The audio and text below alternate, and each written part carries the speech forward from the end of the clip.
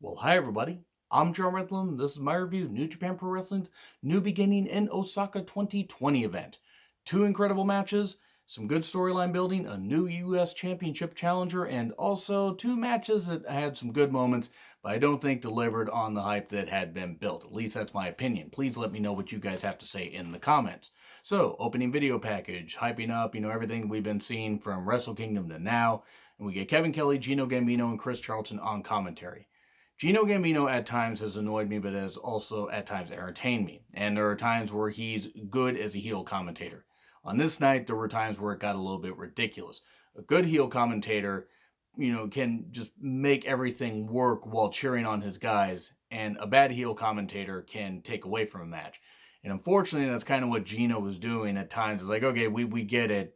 I don't know. It was what it was. I'm not knocking the guy. Maybe it's just what he felt would work, but some of it worked, some didn't. Kevin Kelly, thankfully, is the best play-by-play guy going today, in my personal opinion. But anyway, enough about the commentary. We have Makabe, Hanma, Hanare, and Taguchi versus Nakanishi, Nagata, Kojima, and Tenzan. Basically, it was all about Nakanishi, his final appearance in Osaka Joke Hall. He made his debut there 27 years ago. It wasn't bad. There was a cool multiple man submission spot. And Kojima hits the big lariat on Hanma, pins him for the 1-2-3. Nakanishi gets a show of respect at the end, thanks to fans. His retirement ceremony, which I should be able to review, the Tiger Hattori and the Nakanishi retirement ceremony sometime next week. I think one's on a Tuesday and then one's on a Saturday, or Wednesday, Saturday, one of those two.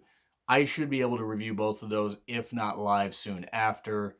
And I do want to make mention really quickly that I'm not going to be reviewing many, if any, of the Road to, shows that New Japan does, unless there's something really worth watching, because I review so much wrestling, so I got to cut back on some stuff. So I hope you guys understand. I mean, that just because I don't review them doesn't mean I don't watch them. But anyways, so here we go with Sho and Yo versus El Desperado and Kanemaru, IWGP Junior Heavyweight Tag Team Championship match. And my God, can we get some more teams? Oh, we're going to get some teams because Sho and Yo retain. The match wasn't bad. Sho was selling his leg, and there was some good action in it. These two always have good matches, but I've seen it. I've seen it a ton. And so Sho and Yo retain, and then Taguchi's there. And since Rocky's there and they're the co-coaches, Taguchi says, well, hey, wait a second. We're the mega coaches. Why don't we challenge for the titles? So, are we going to get, a breakup of Roppongi 3K after they lose the championships to Taguchi and Rocky Romero? We get Yo in the juniors division, Sho in the heavyweight division? Why not? I mean, you might as well. It would be a fresh team. I mean, Rocky and Taguchi or something. Just get new teams in there, build some teams, and then maybe split up Sho and Yo, because as good as they are, I hate to say it, as singles acts, they might almost be better. The match wasn't bad, but it wasn't anything to write home about, because seeing a lot. We then get Juice Robinson, David Finlay, Tanahashi, and Ibushi versus Guerrillas of Destiny, Chase Owens, and Yujiro Takahashi. If it seems like I'm rushing through some of the undercard, it's because outside of a couple things, there wasn't really all that much to them. This is the same thing. Ibushi, coming back from his battle with influenza. Thankfully, he seems to be okay. He got in some spots, didn't do a ton. Chase Owens, I guess is building a feud with Ibushi, because that's exactly what you do. You put Ibushi, one of the most interesting guys in the ring, in, a match with a guy like Chase Owens, who's good in the ring and about as boring as white bread. That's needlessly mean towards Chase Owens, who I'm sure is a nice guy, but I'm sorry, I just don't find him interesting. And I'll get to other things I don't find interesting in the show a little bit later. The match was fine. Bullet Club breaks it down. They take things outside. We get our typical heel tactics and all that.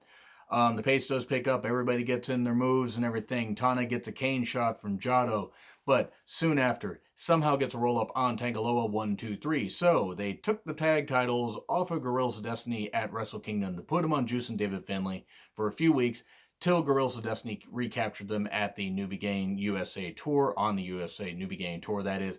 And then, so instead of having them for almost a year and then maybe having another team beat them, who the fuck knows what's going to happen right now. There was a rant that I did in one of the Sapporo shows. It was either night 1 or 2. I think it might have been night 1. It might have been night 1 or 2. I don't remember. You can watch them both. I mean, check out the playlist. I'll put it at the end. But anyway, it looks like we're getting Tanahashi and Ibushi challenging for the tag team championships now, which is a good idea. And if you want to put the tag titles on them, it would be fresh and it would give them something to do. So that would be interesting. I mean, I feel bad because I like Guerrillas of Destiny. They need some more goddamn teams. And I'm not saying Guerrillas of Destiny, the tag team division needs more goddamn teams. That's my one criticism of New Japan. Well, I have a couple, but that's my one big criticism is their tag team divisions. They need more goddamn tag teams. Junior heavyweight, ELP, Ishimori, and Rocky and Taguchi, and maybe a couple others they build. Fine. They need some more teams just in the heavyweight division in general. Match wasn't bad. Certainly not certainly was what it was. Okay, G1 Climax schedules a special news report from New Japan. I didn't understand a lot of it, but I think there are shows that are going to be in Osaka and Hokkaido. There was a special announcement for the September 19th and 20th events, which I think are going to be in Hokkaido. And then 27th of September and then the 10th of October. And by the way, the reason that and somebody told me this was during I believe it was during Wrestle Kingdom. Why are why is the G1 in October? Well, it's because of the Olympics, and I didn't even factor that in.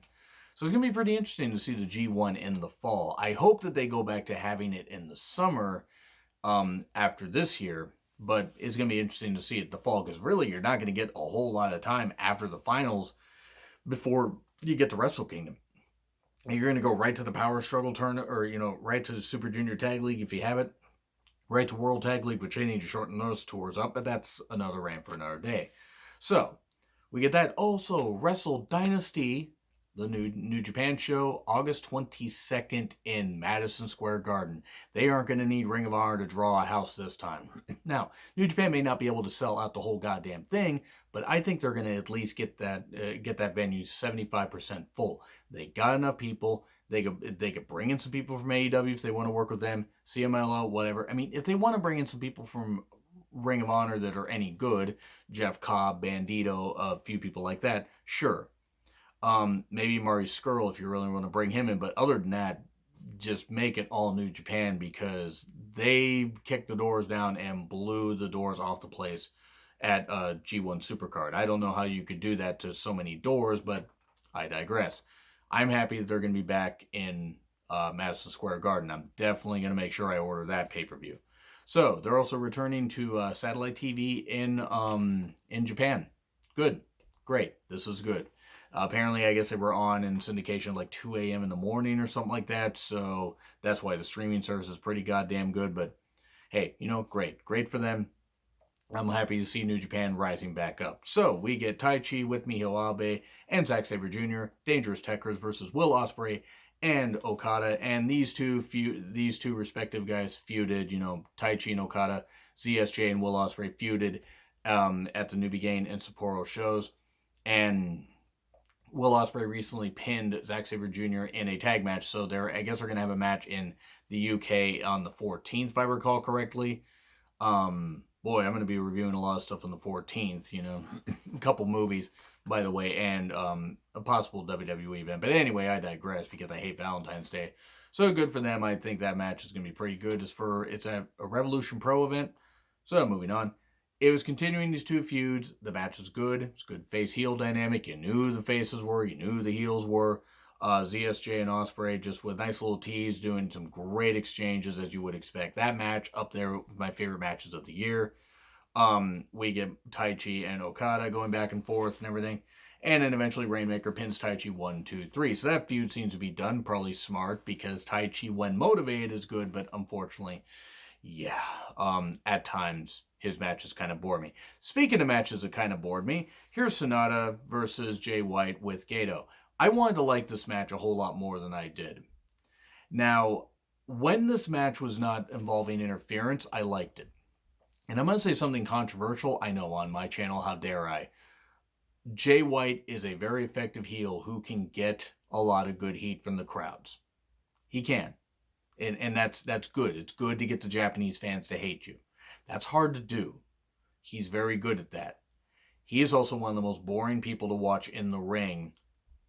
Not that he isn't skilled in the ring, but I get so bored watching like 80% of his matches. You know why? Because they're fucking formulaic. They are extremely formulaic. And I'm not saying it like he is bad in the ring. He is quite good in the ring. but the Gato antics and all that stuff, and I get what they're trying to do. They're trying to go old school. Gato is very much a fan of like Mid-South and stuff like that, and NWA television and stuff like that. And he was good with, doing some finishes with you had the interference from the manager and this kind of stuff. The problem is it gets overdone. It takes away from Jay White, who, yeah, you're trying to do a smoke and mirrors thing with him, but if you keep doing this stuff with the manager, you keep doing this stuff, eventually it's just going to take away where it's like, okay, I'm not going to buy him winning on his own then. Now, he did win on his own eventually, but we got so much interference. Once we got to a point where there were some nice move exchanges and Gato was out of the picture, the match was fine. There was some good stuff. Sonata had a skull end on for a while. He did miss a moonsault. There was a regal plex by Jay. There was some good stuff. It looked like Sonata might get the victory, but nope. In the end, Blade Runner 1, 2, 3. He pinned him clean, no controversy. Once you got the Gato shit out of the ring, because then it was a few minutes of actually pretty good action. You can't keep doing that stuff with Jay White, otherwise it's just going to get to where, yeah, it's going to get to where I just don't care. And I hate to say it, but it's like as good of a heel as Jay White is, his matches are pretty goddamn bland. And they shouldn't be, because he is skilled in the ring. I expect Jay White fans to be really upset with me, but remember, it's just my opinion. Because there are plenty of people that like him, and I totally get why. But, there's this overarching thing of him needing to be the guy, the top heel in New Japan, and they're gonna need to work on that. So now, anyway, we get to the best match of the night, Ryu Lee versus Hiromu Takahashi. Oh, hi. Hey, Jen, thanks for sending me this. I really appreciate it. But holy fucking shit, this match, I don't know what else to call on this. This is where the review will go a little bit longer than the Sapporo ones, because of the IWGP Junior Heavyweight Championship match, and my God, their history goes back. They mainly hyped up from like when Hiromu broke his neck in that match at the Cow Palace on July 7th, 2018. Jesus Christ, that was insane. I'm so happy that Hiromu's back, but they've had plenty of matches and everything. They went over the figures. Singles match, I think it was like 10-8 Ryu Lee, and then 46-44 Ryu Lee in tag matches or multi-man matches. It was a fast start. There was this point where they were just chopping each other. I'm not even going to try to simulate. They were just chopping each other. It went on for like 2-3 minutes. I mean, it was absolutely incredible. I don't know what else to say about this. It was scary. And these weren't like, oh, chop, chop. And not like, chops that don't sound like they wouldn't hurt. They were laying these fucking things in. I am convinced these guys wanted to kill each other even though they respect each other. Thankfully, they didn't. Dying is bad for your health because, as Burt Shields says, when you die, you lose the best part of your life. But anyway, so this match was just fucking incredible. The freaking chops were absolutely scary.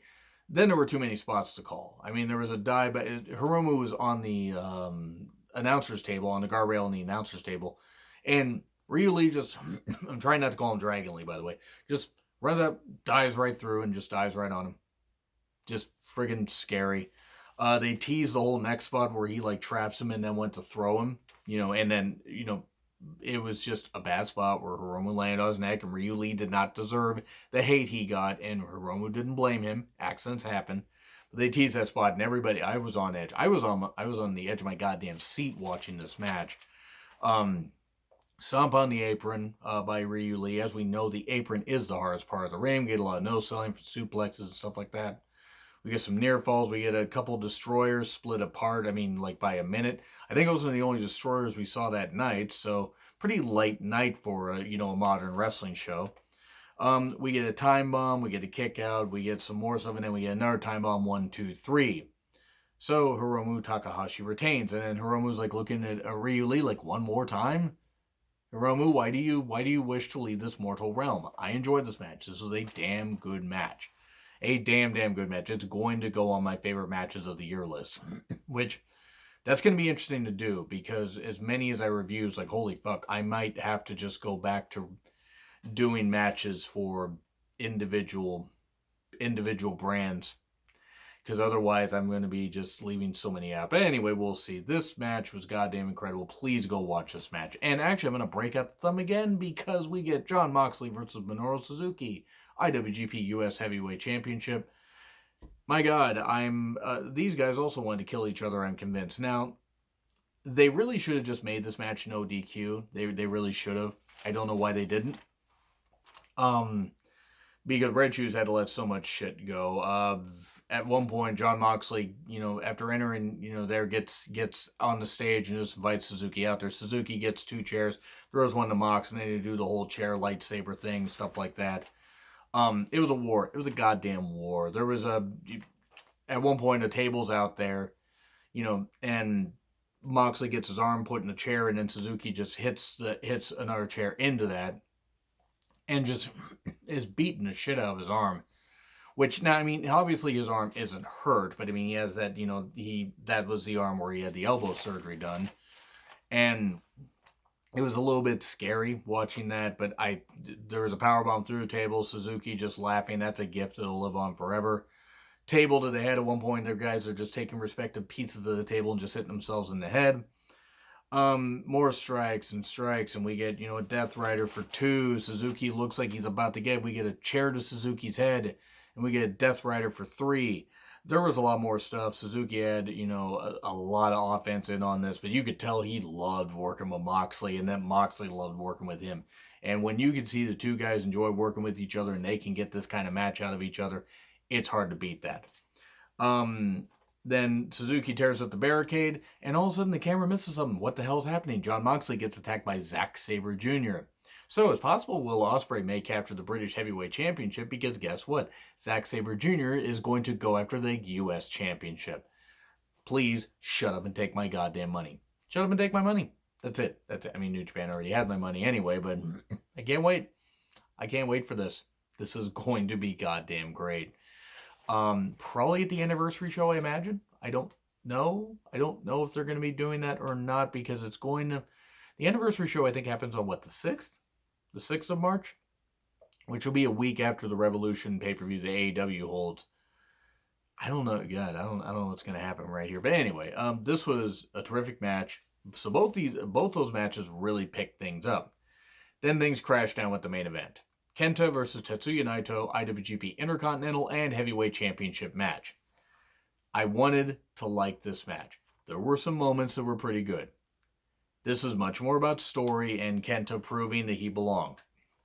And that, he deserved the respect that he wanted.